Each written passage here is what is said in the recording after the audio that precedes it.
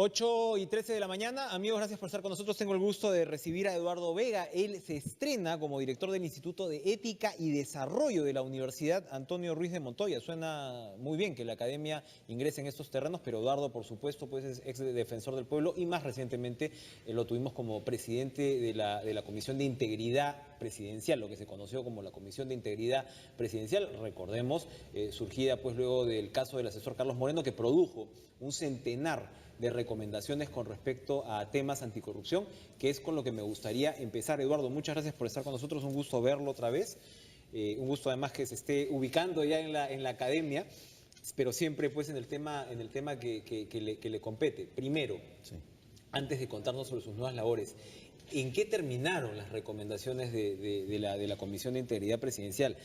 Hoy más que nunca probablemente no sea necesario aplicarlas, por supuesto pues haciendo pues un trabajo de discriminación, de selección, ¿no? De ver qué es lo probable y lo fundamental. Tuvimos una primera reacción con el tema de la presentación del tema de interés, la declaración jurada de interés. De la declaración jurada de interés, el presidente lo hizo, varios otros, pero esto sigue siendo, yo entiendo, algo voluntario, fue un gesto, ¿no? Un gesto político en ese momento.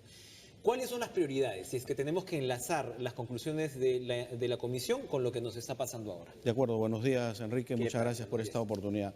Como bien has dicho, serán 100 recomendaciones, pero claramente se podían agrupar en algunos temas grandes.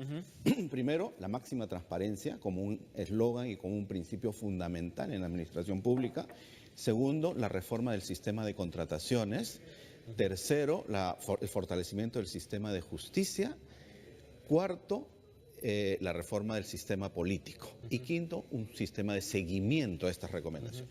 ¿Qué es lo que se ha avanzado? La ministra de Justicia, con que estuvimos una permanente coordinación, el propio Premier, hicieron una evaluación de cuánto de estas 100 recomendaciones se habían implementado y ellos hablaban de cerca de un 40%.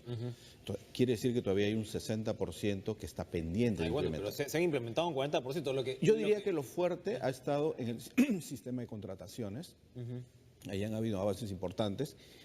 Hicimos un balance preliminar, la norma para la sanción de la responsabilidad penal de las personas jurídicas, la pena de muerte para los funcionarios que cometen delitos de corrupción y que no pueden volver a la corrupción, la ley que protege a los denunciantes. O sea, todas estas son normas que finalmente estaban dentro de las propuestas que había presentado la Comisión de Integridad y que también hace poco presentó este estudio de integridad de la OCDE, que de alguna manera coinciden en lo sustantivo. Entonces yo diría que se está armando un paquete normativo interesante. El Congreso ha aprobado la imprescriptibilidad, creo que es otra norma importante. Lo que se trata ahora de que estas normas vayan a implementarse de manera adecuada. ¿Ya? Creo que ahí hay un avance. Ahora, ¿qué es lo que está quedando pendiente como un tema grueso, importante? Yo diría el tema del financiamiento de las organizaciones políticas y de las campañas electorales para evitar que dineros ilícitos ingresen en la campaña.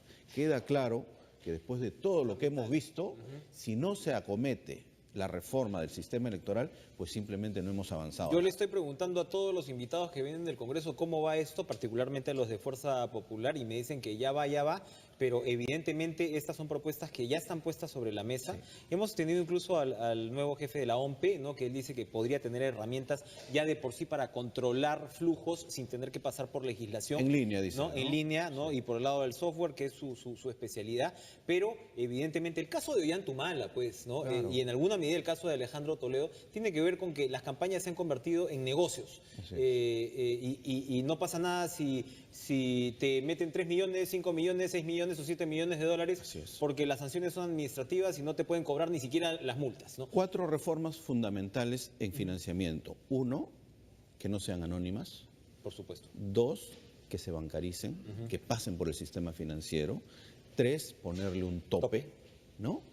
Y 4, las actividades o lo que se recauda por actividades de proselitismo, también ponerle un tope, porque esas no han tenido tope y efectivamente uno puede recaudar una cantidad de dinero muy importante. Además, para que lo que se recaude en campaña venga de donde venga. Ojo, en el caso de Humala, cuando hablamos de 3 millones de dólares, lo recuerdo, lo vuelvo a recordar y lo seguiré recordando. Cuando hablamos de 3 millones de dólares son 10 millones de soles. Es la mitad de lo que el señor declaró en su campaña, la mitad.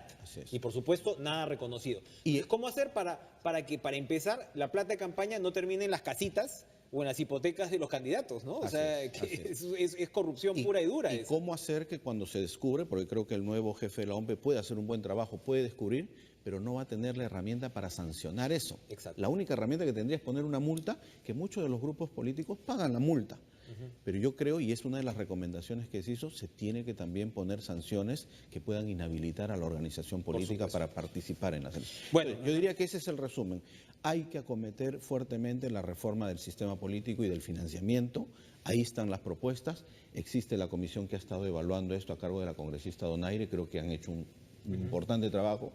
Y en el caso de la implementación de las recomendaciones para que el Perú pueda estar en mejores condiciones de ingresar a la OCDE, está la congresista Úrsula Letona. Yo creo y quisiera invocarlas a ellas para que efectivamente hagamos un esfuerzo grande en esta legislatura, en este año, para tener la reforma electoral que nos permita entrar al proceso de elecciones regionales y municipales con una mejor claridad en cuanto al marco normativo. Que nos demuestren los partidos, en resumen, Eduardo, que esta viada que han tenido para aprobar el tema de la imprescriptibilidad por delitos de corrupción se extienda a lo que es el fundamento central, el funcionamiento de los partidos en sí, el financiamiento. Así es. ¿No? Si ellos no nos demuestran que esa prontitud, ¿no? Esa disposición para aprobar esa reforma no se reproduce para lo que es el manejo de las platas, los dineros en sus propios partidos, bueno, vamos a quedar con un mal sabor de boca. Para ir redondeando, yo quería preguntarle sobre dos temas de coyuntura. Ayer Fuerza Popular dijo, no, bueno, entre idas y venidas, porque Kenji Fujimori fue realmente enfático en decir que se debía investigar los abusos del sodalicio en el Congreso. Fuerza Popular parecía retroceder sobre sus pasos y al final han terminado en lo mismo, en decir, no, esto no le corresponde al Congreso y entre otras de las razones que han señalado, no le corresponde al Congreso porque la Defensoría ya tiene investigaciones en marcha. ¿Esto iba a ser contraproducente? ¿Iban a pisarse las colas en este caso? Porque a mí me llama la atención, porque muchas veces cuando se le dice al Congreso, señor, este tema ya está judicializado, ¿no? Ustedes deberían de repente abstenerse para no politizar o entorpecer. El Congreso dice, no, mis fueros son estos.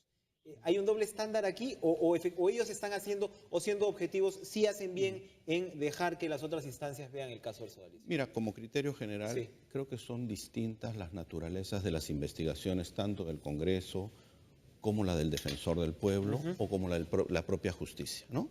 En el caso del Defensor, que es lo que más yo conozco y lo acabo de escuchar al Defensor Gutiérrez, ellos ya venían desarrollando una investigación, pero el foco de la labor defensorial se centra en ver cuál ha sido la naturaleza de la investigación fiscal. Y él ha señalado que encuentra que todavía hay una falta de motivación de por qué se archivó esta investigación y está pidiendo, como corresponde, que se reabra la investigación y que se pueda continuar con esta tarea. Esa es la labor de la Defensoría, mirar qué está haciendo la justicia, no interferir. Nunca lo hemos hecho. Cuando se trata de un delito, la Defensoría traslada la propia investigación que puede desarrollar al Ministerio Público para que ésta continúe, tenga más elementos, más herramientas para su propia investigación. Entonces yo creo que ahora, las investigaciones del Congreso tienen una naturaleza distinta.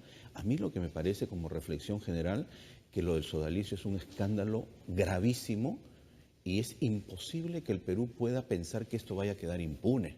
Entonces tenemos que afinar toda la estructura del Estado para que efectivamente estos casos sean sancionados severamente. Cualquier elemento que coadyuve a esa línea, Exacto. a la de evitar la impunidad, Exacto. debería activarse. Por supuesto. Y si el Congreso se suma a ello, no sobraría, ¿verdad? No, yo creo que no, y estaría utilizando este carácter que tiene para investigar todos aquellos hechos que tengan un interés público importante, ¿no?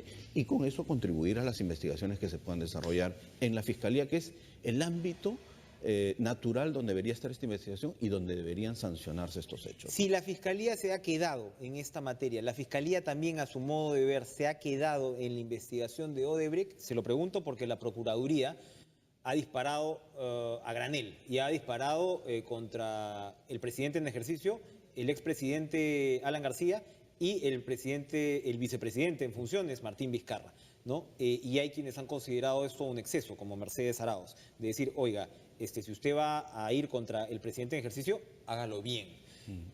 ¿Cuál es su opinión? Allí sí la Procuraduría está en lo correcto a la hora de zamaquear un poco pues a la Fiscalía, o en este caso había que dejar que la Fiscalía todavía continúe con su labor. Ojo, en el caso Odebrecht creo que la Fiscalía está actuando de manera correcta. Algunos han cuestionado algunas demoras, algunos retrasos, pero creo que a la luz de lo que estamos viendo, Enrique, la Fiscalía está haciendo un trabajo muy mesurado, está tomándose el tiempo prudente, pero a la vez está siendo muy sólida en sus demandas y en sus pedidos a la justicia. A veces los titulares no juegan bien con la solidez de las acusaciones jurídicas. A veces el apuro traiciona. En el caso de Odebrecht, la Fiscalía está avanzando a paso seguro, lo hemos escuchado al fiscal de la Nación y creo que ahí se están dando pasos muy importantes en la investigación. Creo que, y lo escuchamos esta semana al fiscal adjunto brasileño, decir que en junio se conocerán ya estas delaciones, de los 77 funcionarios de Odebrecht y de las otras empresas,